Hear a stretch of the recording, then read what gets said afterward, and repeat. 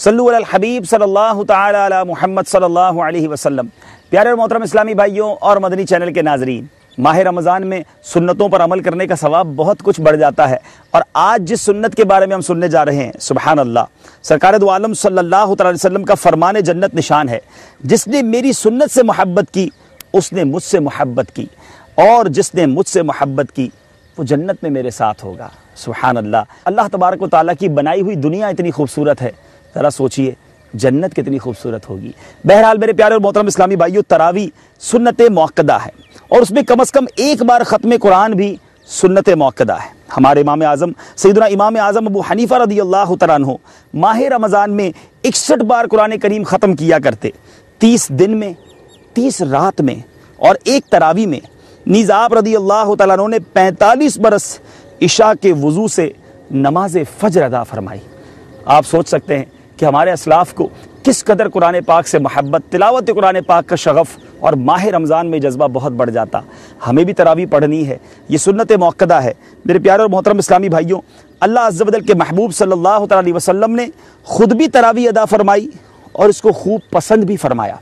چنانچہ صاحب قرآن مدینے کے سلطان صلی اللہ تعالی علیہ وسلم کا فرمان عالی شان ہے: جو ایمان و طلب ثواب کی سبب سے رمضان میں قیام کرے اس کے اگلے پچھلے گناہ بخش دیے جائیں گے، یعنی صغیرہ گناہ۔ پھر اس اندیشے کی وجہ سے ترک فرمائی میرے آقا نے کہ کہیں امت پر تراویح فرض نہ کر دی جائے۔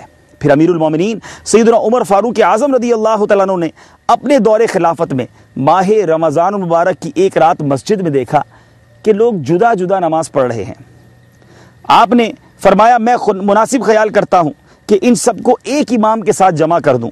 لہٰذا آپ رضی اللہ تعالیٰ عنہ نے حضرت سیدنا ابی ابن کعب رضی اللہ تعالیٰ عنہ کو سب کا امام بنا دیا۔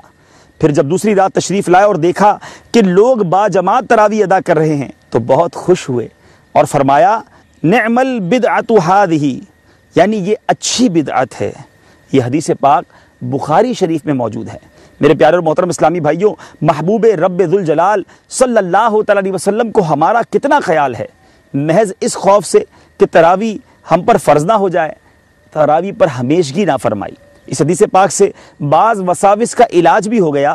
مثلا تراویح کی باقاعدہ جماعت میرے آقا صلی اللہ علیہ وسلم خود بھی جاری فرما سکتے تھے، مگر نہ فرمائی، اور یوں اسلام میں اچھے اچھے طریقے رائج کرنے کا اپنے غلاموں کو موقع فراہم کیا۔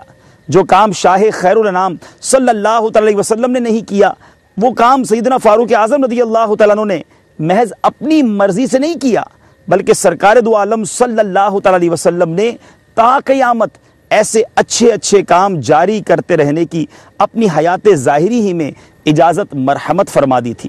چنانچہ سرکار مدینہ صلی اللہ تعالی علیہ وسلم کا فرمان معظم ہے: جو کوئی اسلام میں اچھا طریقہ جاری کرے اس کو ثواب ملے گا، اور اس کا بھی جو لوگ اس کے بعد اس پر عمل کریں گے ان کا ثواب بھی کچھ کم نہ ہوگا، اور جو شخص اسلام میں برا طریقہ جاری کرے گا اس پر اس کا گناہ بھی ہے، اور ان لوگوں کا بھی جو اس کے بعد اس پر عمل کریں گے، اور اس کے گناہ میں بھی کچھ کمی نہ ہوگی۔ صحیح مسلم شریف کی حدیث پاک میں بہت کچھ سیکھنے کو مل رہا ہے۔ ثواب جاریہ والے کام کریں، لوگ عمل کرتے رہیں گے، ثواب ملتا چلا جائے گا، اور ایسے کام لوگوں کے لیے نہ ایجاد کریں کہ وہ گناہ کرتے جائیں اور ان سب کا گناہ بھی آپ کے ذمے آ جائے۔ اب یہاں میرے پیارے اور محترم اسلامی بھائیوں، پتہ چلا کہ قیامت تک اسلام میں اچھے اچھے طریقے نکالنے کی اجازت ہے، اور نکالے بھی جا رہے ہیں۔ جیسا ابھی آپ نے تراویح کی جماعت کے بارے میں سنا، اسی طرح میرے پیارے اسلامی بھائیوں، مسجد میں پہلے طاق نما محراب نہیں ہوتی تھی۔ جی ہاں، جو یہ مساجد میں آپ محراب دیکھ رہے ہیں یہ پہلے نہیں ہوتی تھی، بلکہ سیدنا عمر بن عبدالعزیز رضی اللہ تعالیٰ عنہ نے مسجد نبوی شریف میں محراب بنانے کی سعادت حاصل کی۔ اس نئی ایجاد یعنی بدعت حسنہ کو اس قدر مقبولیت حاصل ہے کہ اب دنیا بھر میں مسجد کی پہچان اسی سے ہے۔ اسی طرح مساجد پر گنبد و مینار بھی بہت بعد کی ایجاد ہے، بلکہ کعبے کے منارے بھی سرکار دو عالم صلی اللہ تعالی علیہ وسلم اور صحابہ کرام علیہم رضوان کے دور میں نہیں تھے۔ اسی طرح ایمان مفصل، ایمان مجمل، 6 کلمے، ان کی ترکیب، یہ پہلا یہ دوسرا اور ان کے نام، قرآن پاک کے 30 پارے بنانا، اس کے اعراب، اس میں رکون بنانا، رموز اوقاف کی علامت لگانا، بلکہ نقطے بھی بعد میں لگائے گئے۔